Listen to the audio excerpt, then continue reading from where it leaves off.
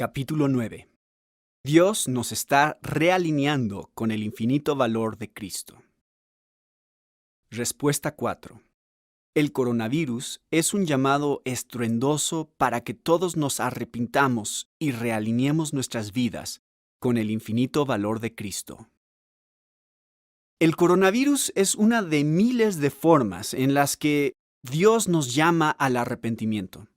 De hecho, todos los desastres naturales, ya sean inundaciones, hambrunas, langostas, tsunamis o enfermedades, son llamados dolorosos y clementes de Dios a que nos arrepintamos. Esto lo vemos en la forma en que Jesús responde al desastre en Lucas 13, 1 al 5. En aquella ocasión, algunos que habían llegado le contaron a Jesús cómo Pilato había dado muerte a unos galileos cuando ellos ofrecían sus sacrificios. Jesús les respondió: ¿Piensan ustedes que esos galileos, por haber sufrido así, eran más pecadores que todos los demás? Les digo que no. De la misma manera, todos ustedes perecerán, a menos que se arrepientan. ¿O piensan que aquellos 18 que fueron aplastados por la torre de Siloé eran más culpables que todos los demás habitantes de Jerusalén? Les digo que no. De la misma manera, todos ustedes perecerán, a menos que se arrepientan. Pilato había asesinado a personas que estaban adorando en el templo. La torre de Siloé había colapsado y murieron 18 personas que estaban en los alrededores. Un desastre fue fruto de la maldad humana. El otro, aparentemente, fue un accidente. El significado de la calamidad para ti. En otras palabras, las multitudes le estaban preguntando a Jesús: ¿qué significa esto? ¿Fue un juicio específico de Dios por pecados específicos? Pero la respuesta de Jesús es asombrosa. El significado que Él le atribuye a estos desastres tiene que ver con todas las personas, no solo con los que murieron. En ambos casos, básicamente les dice: no, ni los que fueron asesinados por Pilato, ni los que murieron cuando se cayó la torre, eran más pecadores que ustedes. ¿Ustedes? ¿Por qué saca a relucir el pecado de ellos? No le estaban pidiendo que opinara sobre sus pecados. Más bien, sentían curiosidad por los pecados de otros. Querían saber lo que significaban los desastres para las víctimas, no para el resto de nosotros. Eso es lo que hace que la respuesta de Jesús sea asombrosa. En esencia, dijo que estos desastres tienen un significado para todos, y el mensaje es: arrepiéntanse o perecerán. Lo dice 2 veces. Todos ustedes perecerán a menos que se arrepientan. Lucas 13:5. Un llamado misericordioso mientras aún hay tiempo. ¿Qué estaba haciendo Jesús? Estaba redirigiendo el asombro de las personas. El asombro que los llevó a hacerle estas preguntas a Jesús está en el lugar equivocado. Les sorprendía el hecho de que las personas fueran asesinadas tan cruelmente y aplastadas de una manera tan absurda.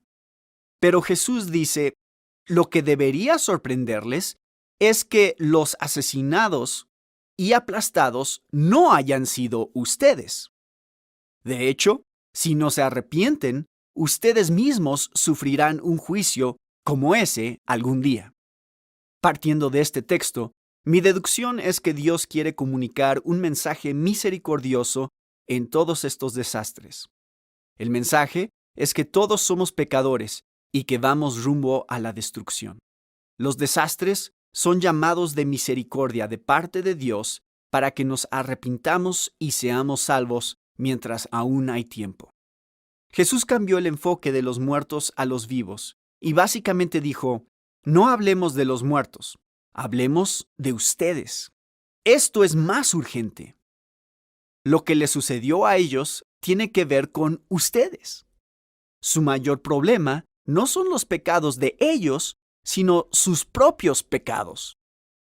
Pienso que ese es el mensaje de Dios para el mundo en esta crisis del coronavirus. Él está llamando al mundo al arrepentimiento antes de que se acabe el tiempo. ¿Qué es el arrepentimiento? Seamos más específicos. ¿A qué nos referimos con arrepentimiento? La palabra en el Nuevo Testamento implica un cambio de corazón y de pensamiento. No es un cambio superficial de opinión, sino una transformación profunda para que veamos y valoremos a Dios y a Jesús como lo que son en realidad. Jesús describió este cambio de la siguiente manera: ama al Señor tu Dios con todo tu corazón, con todo tu ser y con toda tu mente. Mateo 22:37. El que quiere a su padre o a su madre más que a mí, no es digno de mí. El que quiere a su hijo o a su hija más que a mí, no es digno de mí. Mateo 10:37. En otras palabras, el requisito principal del arrepentimiento es que atesores a Dios con todo lo que eres y que atesores a Jesús más que a cualquier otra persona. ¿Por qué Jesús nos amenazó diciendo que pereceremos?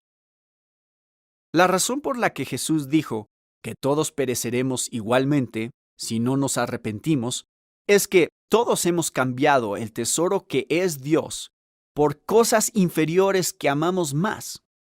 Romanos 1:22 al 23. Y todos hemos tratado a Jesús como algo menos deseable que el dinero, el entretenimiento, los amigos y la familia. La razón por la que todos merecemos perecer no es que hayamos incumplido una lista de reglas, sino que hemos despreciado algo que es infinitamente valioso: todo lo que Dios es para nosotros en Jesucristo. Abramos los ojos a nuestras preferencias suicidas. El arrepentimiento implica abandonar la preferencia suicida de escoger hojalata en vez de oro, de construir sobre un fundamento de arena y no sobre una roca sólida, de jugar en el lodo en lugar de pasar unas vacaciones junto al mar. Tal como escribió C.S. Lewis, somos criaturas mediocres que se enredan con el alcohol, el sexo y la ambición, cuando en realidad se nos ofrece un gozo infinito. Somos como un niño ignorante que quiere seguir jugando con lodo en una pocilga, solo porque no puede imaginar el significado de la oferta de unas vacaciones junto al mar. Nos contentamos con demasiada facilidad. El gozo infinito que menciona Lewis es la experiencia de ver, probar y compartir el valor, la belleza y la grandeza de Cristo. Impulsados a confiar en Cristo. Lo que Dios está haciendo con el coronavirus es mostrándonos, gráfica y dolorosamente, que nada en este mundo da la seguridad y satisfacción que solo podemos encontrar en la grandeza y el valor infinito de Jesús. Esta pandemia global nos quita la libertad de movimiento, detiene nuestras actividades económicas y no nos permite relacionarnos cara a cara. Nos quita nuestra seguridad y comodidad. Y, al final, puede quitarnos la vida. La razón por la que Dios nos expone a pérdidas como estas es que quiere impulsarnos a confiar en Cristo. O, para decirlo de otra manera, la razón por la que Él usa las calamidades para ofrecernos a Cristo es que la grandeza suprema de Cristo brilla con más fuerza cuando Cristo nos mantiene gozosos en medio del sufrimiento. El regalo de la desesperación. Considera, por ejemplo, la razón por la que Dios permitió que Pablo llegara a perder la esperanza de salir con vida. Hermanos, no queremos que desconozcan las aflicciones que sufrimos en la provincia de Asia. Estábamos tan agobiados bajo tanta presión que hasta perdimos la esperanza de salir con vida. Nos sentíamos como sentenciados a muerte. Pero eso sucedió para que no confiáramos en nosotros mismos, sino en Dios, que resucita a los muertos. Segunda de Corintios 1, 8 al 9. Pablo no vio esta situación desesperada como algo satánico o como una casualidad. Fue algo con propósito. Y en este pasaje se especifica el propósito de Dios. Esta experiencia peligrosa sucedió para que no confiáramos en nosotros mismos, sino en Dios, que resucita a los muertos. Segunda de Corintios 1:9. Este es el mensaje del coronavirus. Dejen de confiar en ustedes mismos y busquen a Dios. Ustedes ni siquiera pueden evitar la muerte. Dios puede resucitar a los muertos. Y por supuesto, confiar en Dios no significa que los cristianos deban vivir con los brazos cruzados. Los cristianos nunca han vivido con los brazos cruzados. Más bien, significa que la base, el modelo y el objetivo de todos nuestros actos es Dios. Como dijo Pablo, he trabajado con más tesón que todos ellos, aunque no yo, sino la gracia de Dios que está conmigo. Primera de Corintios 15:10. El coronavirus nos llama a convertir a Dios en la realidad más importante de todas las áreas de la vida. Nuestra vida depende más de Él que del aire que respiramos. Y Dios a veces nos quita ese aire para impulsarnos a buscarle. El significado de las espinas. O considera el propósito que Dios quería lograr en la vida de Pablo por medio de la dolorosa espina en su carne. Para evitar que me volviera presumido por estas sublimes revelaciones, una espina me fue clavada en el cuerpo, es decir, un mensajero de Satanás, para que me atormentara. 3 veces le rogué al Señor que me la quitara, pero Él me dijo, te basta con mi gracia, pues mi poder se perfecciona en la debilidad. Por lo tanto, gustosamente haré más bien alarde de mis debilidades, para que permanezca sobre mí el poder de Cristo. Segunda de Corintios 12, 7 al 9.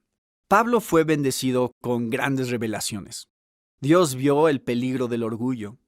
Satanás vio el peligro de la verdad y el gozo.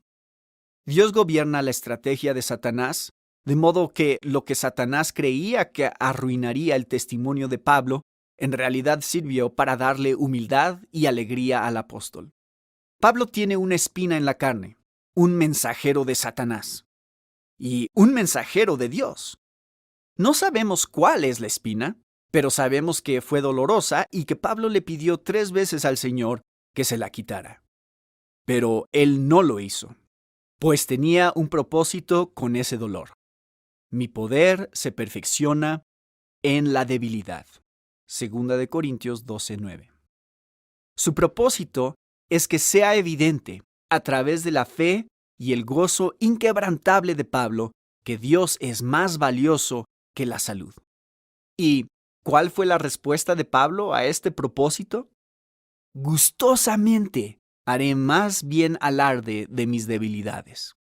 Segunda de Corintios 12:9. Gustosamente. ¿Cómo es eso posible? ¿Por qué está dispuesto a aceptar esta espina con gusto? Porque su meta principal en la vida es que Cristo sea glorificado en él, sea que viva o muera. Filipenses 1:20. El gozo de Pablo era ver la belleza de Cristo, apreciar a Cristo como su mayor tesoro y mostrar al mundo que Cristo es mejor que la salud y la vida. Un poema hermoso llamado La espina, de Martha Snell Nicholson, 1898 a 1953, termina así. Aprendí que Él nunca da una espina sin esta gracia adicional. Él usa la espina para hacer a un lado y fijar el velo que cubre su rostro. Ganancia en la pérdida. En parte, Pablo aceptó la pérdida gustosamente porque en ella ganaba a Cristo más plenamente. Es más, todo lo considero pérdida por razón del incomparable valor de conocer a Cristo Jesús, mi Señor. Por Él lo he perdido todo y lo tengo por estiércol a fin de ganar a Cristo. Filipenses 3:8. Arrepentirse significa experimentar un cambio de corazón y de pensamiento que te lleve a atesorar a Cristo más que a tu propia vida. Tu amor es mejor que la vida. Por eso mis labios te alabarán. Salmo 63:3. Esta era la fe de Pablo.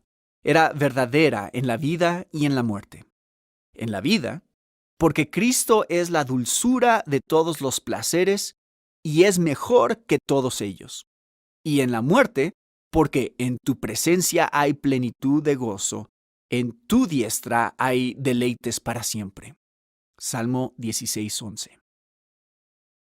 La pandemia del coronavirus nos lleva a experimentar pérdidas, desde la pérdida más pequeña de comodidad hasta la pérdida más grande de la vida. Y si conocemos el secreto del gozo de Pablo, podemos experimentar la pérdida como una ganancia. Eso es lo que Dios le está diciendo al mundo. Arrepiéntanse y realineen su vida con el valor infinito de Cristo.